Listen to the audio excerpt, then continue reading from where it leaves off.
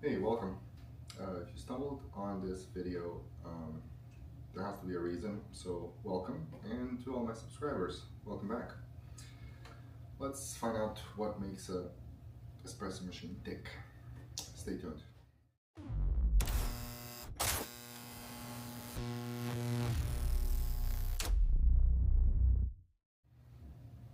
Alrighty, let's present this espresso machine example numero uno, and this is a Avanti Parma,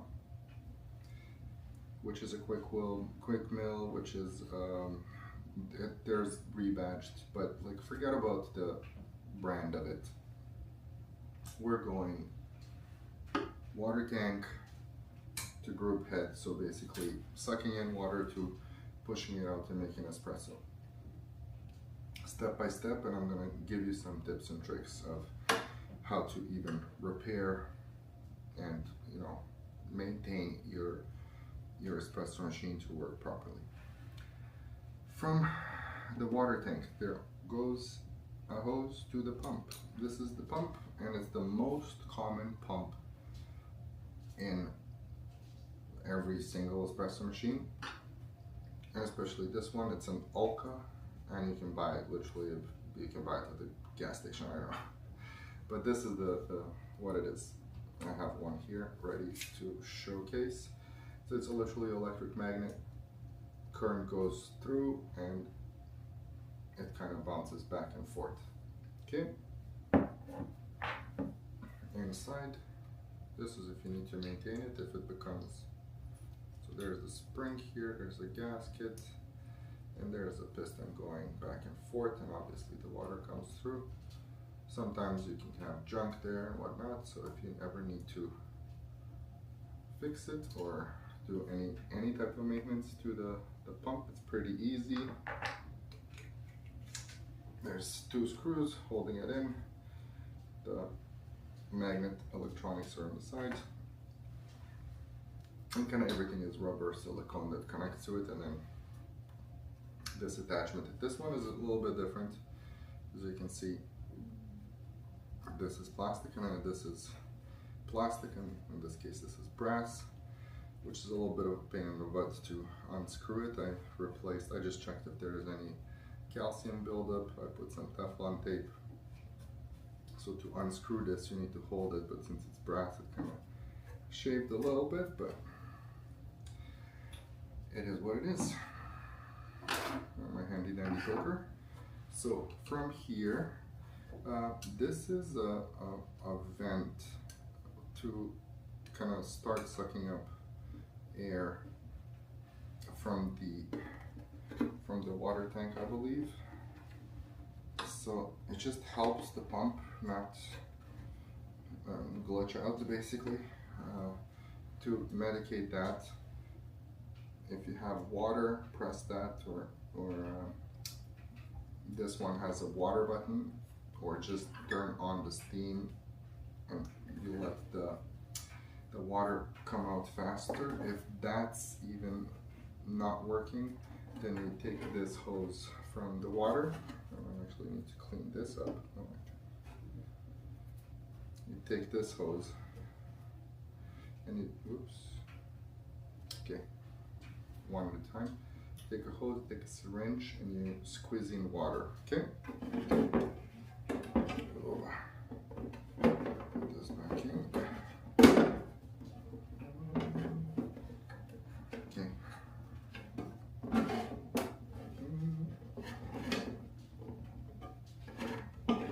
Alrighty. This is for the big pieces. Well, everything is live. I'll just put it back together, all those parts. Okay, so now, after we come out of the pump, there should be a hose. It's either this or a braided silicone, depending on which connector they're using. This might be probably a little bit safer. I don't know how much plastic gets leaked, but different story. You have the fittings here and here, and water enters the boiler. So now at the boiler we have thermostat. Number one, brew thermostat, steam thermostat. Brew thermostat is usually always on the side. Steam thermostat is on top, and sometimes it's gonna have a red dot saying very hot.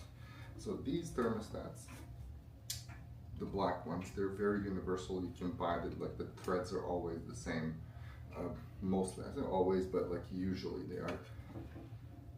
And this is where a PID comes into play, because these ones are pretty broad. So the temperature that they switch on and off and how they sense the temperature because they're on the outside, it's always a little bit iffy. So when you have a PID, it controls the temperature a little bit more precise and pulsates with all the electronics that are involved. Again, not going into detail, but if you want to improve your espresso game, a PID is a pretty good upgrade. Steam, you can increase the temperature. I don't know if I can see on this one where it is. Usually it's on the side, but for this one I cannot see. Doesn't matter. Moving on. On top we have the heating element cables, and this plastic is brittle. Just a small piece broke off. A lot of plastic broke off here, but this is just here. It comes with all the cycles of the heating process. It goes, but these are pretty universal. You can even 3D print them. I don't know, whatever. So now, two kinds of boilers that at least I know and prefer in that case. So this one has a heating element inside. It's like a water heater, a water boiler. The heating element is inside. That heats up the water, which in effect goes out. If you know anything about water heaters, they can get, the heating elements can get calcium buildup on it, and can reduce how effective it heats up the water, because it has a coating of calcium that must pass through. That's again another story, but for me personally, the taste that comes out of these ones, even the professional big heat exchanger ones, it has a particular taste that you can, if you close your eyes and you have a shower and you try that water that comes out, the hot water, there's that particular taste of the element heating up the water. If someone can do that test about what I'm talking about, it'd be amazing. But we're moving on. There's now this boiler inside, this Rancilio Sylvia, and many more. Some can have a stainless steel boiler, like this one is the brass. Rancilio has brass, and then Gaggia, my preference, has the heating elements on the outside. It has two on each side, and the water never gets in direct contact, so it heats up in a chamber, not the thing heating it up and then the water heats up the outside. Be how it may, onwards we go. So on this model, and this is what tricked me a little bit, that I didn't see it the first time. This is a T-fitting, and on this side it goes into the steam. So this is your steam connection. Wouldn't know to tell you what this one is, why there is T-fitting. Maybe it's like a service port or some sort. But in this case, we have a OPV valve here. We have on a Gaggia, there's an OPV valve on top here. Let's grab this one. I don't know what I was looking at when I opened this machine up for the first time. There was a hose coming in from here, but I think that this hose confused me and I completely forgot this one. This one is the so you don't have an airlock. This one was the OPV one. This was going in. What happened in my brain? I don't know, but you know, you live to learn. So on this side, we got, like I said, this is a Gaggia solution for the OPV valve. So this one is the regular hose going into the, just imagine it's coming out here, boom, is going in the boiler, and then whatever the overpressure is going from here to here. So now you see how I could have forgotten which one's which, and actually they're backwards, but this one has nothing to do with OPV.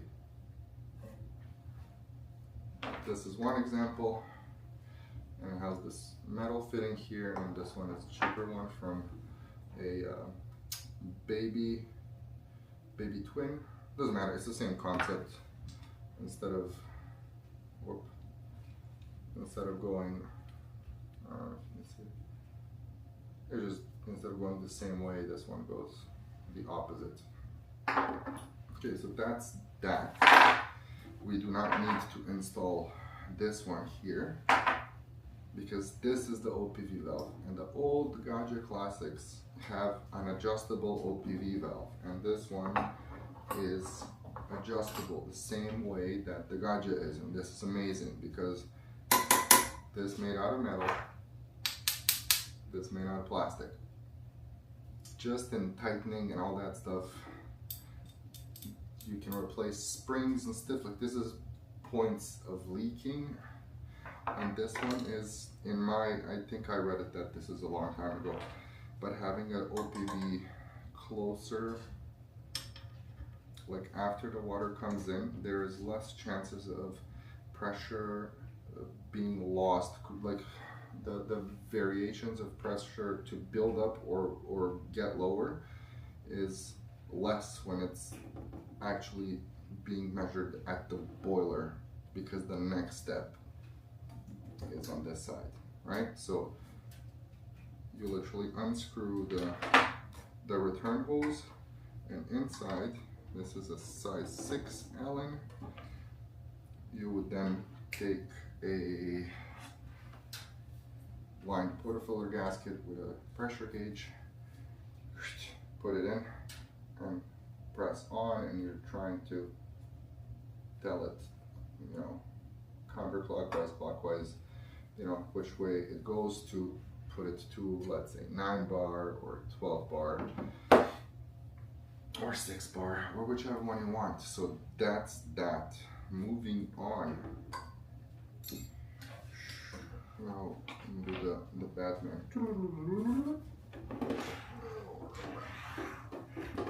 Okay. I don't even know if we can see it from here. We can't actually see it from here, but there's something called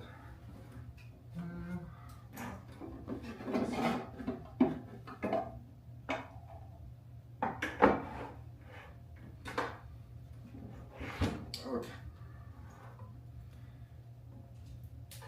Can we see it? It's under here. But basically, this is where, and let's not pretend that you don't know what an espresso machine is and you don't know what a group head is. So this, in this case, it's a 58 millimeter group head with the ears on the same size. You have the, what is it, 11 and 5 for the Gaggia, and then there's the 3-year one for DeLonghi, Breville, and so on and so forth. I don't know if they even do it with 58, but I digress. On this side here, in the back, this is the important part. I don't want to go into the group head. There's some gaskets. There's the plate. The most important thing, let's actually do it also from this side. If it works, don't matter. We got something called a 3-way solenoid. Let's put this back. There's a little bit of coffee inside. Oh. This is nice permission because we have this here. This is the 3-way solenoid exhaust. So what happens is, we're brewing coffee, pressure goes up, let's say it's a 9 bar, it goes for 28 seconds. And when it's finished, you switch it off, and the pressure is still in that group head. So this is the same way as if you have a hose in your backyard or in your garage, and you have the on-off on at the end where you're watering the plant on that gun. So now you can switch it off on that side, and you can go and you can switch off the water from the hose, from where the hose starts. You'll have pressure in that hose, right? So in a normal situation, I think if you just let it sit for a little bit before the machines that don't have a 3-way solenoid, you just let it sit. I think I had it on a Gotcha Evolution /Color, but you let it sit for a second, and then the pressure kind of winds down, but you still have that a little bit of the when you open the portafilter, right? So where I showed you to the side here, there's a 3-way solenoid, which means is you have, I don't want to explain it in that way, but literally the same way that the OPV works, when you reach a certain amount of pressure, it's going to release it. This just doesn't happen when you reach a certain pressure, it just happens when you press. Oh, sorry, this is the brew anyway. Let me say brew, and when you click done brewing, that switch sends a signal to the 3-way solenoid valve to open up all that pressure that's built up in the group head in this portafilter. Now goes backwards, and there's a hose connected to it, and it exits here. So now, very important, when you're cleaning your machine, from all those back flushes, you know what a back flush is, right? When you're cleaning your machine, you usually put some kefitsa here and you flush it backwards. You're basically engaging the 3-way solenoid valve to go backwards through this. So now, very important. Sometimes, oh, this is Allen. Sometimes, no matter how much you back flush, the caking on that, the plate is, the coffee is nasty. The best way to clean it, you can back flush it all you want. The best way to do it is just take that Allen wrench, or if it's a Phillips or whatever the thing is, take it off. On the back of that back plate, you'll have the caking of the coffee. The best thing for that is usually to have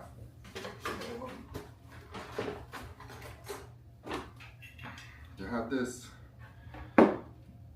This is a lifesaver. I don't know how much it affects your coffee, or you think it affects your coffee, but this saves you in cleaning and back flushing, and all the coffee that goes backwards and kind of coats all the stuff there ends up making your coffee taste a lot worse. And even when you use this and then you back flush with kefitsa, I think it's a little bit better, but always make sure after you finish your coffee making, the 3-way solenoid engages, flushes back in the tray, take the portafilter out, engage a little bit of water to kind of rinse it. And then at the end of it all,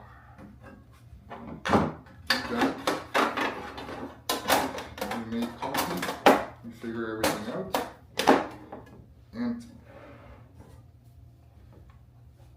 that's it. The only thing you need to know is how to grind coffee. And that might be a different video, but for now, this is everything you need to kind of know on a basic functionality of a espresso machine. If you would like to know anything in more detail, please comment down below. Have a wonderful evening. Thanks for watching. Thanks for subscribing. And I'll see you in the next one.